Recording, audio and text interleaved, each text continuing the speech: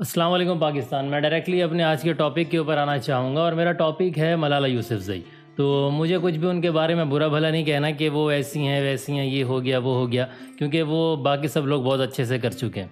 तो मैं लॉजिकली अपने पॉइंट को जस्ट प्रूव करने की कोशिश करूँगा, क्योंकि एक माशरे के अंदर रहते हुए उन्होंने एक क्वेश्चन रेज़ किया है, तो हमारा फ़र्ज़ बनता है कि जिस माशरे में हम रह रहे हैं एज़ अ मुस्लिम उनको उनका जवाब दे दिया जाए। तो मलाला बात ऐसी है बेटा कि देखें, शादी इसलिए ज़रूरी है, मैं आपको साइंस से पहले इसके जवाब दे दूँ कि जिन ख़वातीन के एक मर्द से ज़्यादा मर्दों के साथ ताल्लुकात हैं, वो हम बिस्तरी करें या कुछ भी, तो ये मेडिकली और साइंस से प्रूव हो चुका है कि 91% उनके अंदर कैंसर पाए जाने के चांसेस होते हैं। सबसे वैलिड पॉइंट और बड़ा पॉइंट मेडिकली तो वो तो ये है।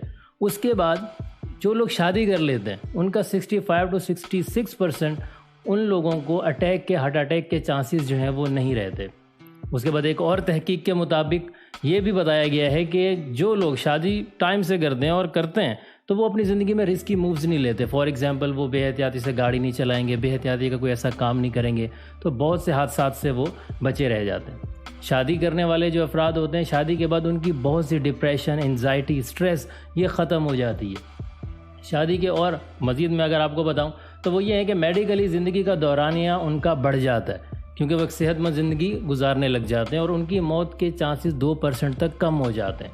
ये तो वो बातें थी जो मेडिकली और साइंस से प्रूव होती हैं। अच्छा, अब आपके जहन में एक चीज़ आएगी कि उसने भी तो पार्टनरशिप का ही कहा है। अच्छा, पार्टनरशिप में क्या है कि आप एक दूसरे की जिम्मेदारी नहीं लेते।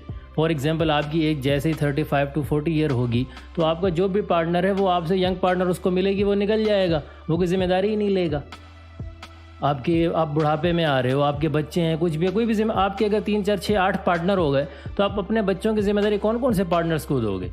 तो इस्लाम ने इसलिए बड़े खूबसूरत तरीके से इस बंधन को बांधा किस चीज़ के अंदर, शादी के अंदर, कि एक मर्द एक औरत के साथ या एक औरत जो है एक मर्द के साथ ही बंधी रहेगी। ये अलग बात है कि इस्लाम में 4 शादियों की इजाज़त दी गई, तो उसकी लॉजिक जो है वो इस्लामिक पॉइंट ऑफ व्यू से। बाकी जिस माशरे में आप रह रही हैं आपने उसके हिसाब से क्वेश्चन किया।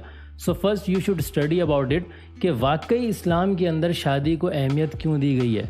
तो वो आपको मेडिकली भी मिल जाएगा और रिलीजन के पॉइंट ऑफ व्यू से भी मिल जाएगा। तो अगर आप अल्हम्दुलिल्लाह मुस्लिम हैं तो बहुत सी अहादीस सल्लल्लाहु अलैहि वसल्लम की इस हवाले से भरी हुई हैं शादी को लेके कि शादी करना सुन्नत है और वो आपने फॉलो करनी है, और इसके अलावा भी और बहुत सी हैं।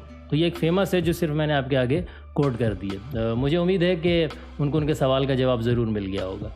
Thank you.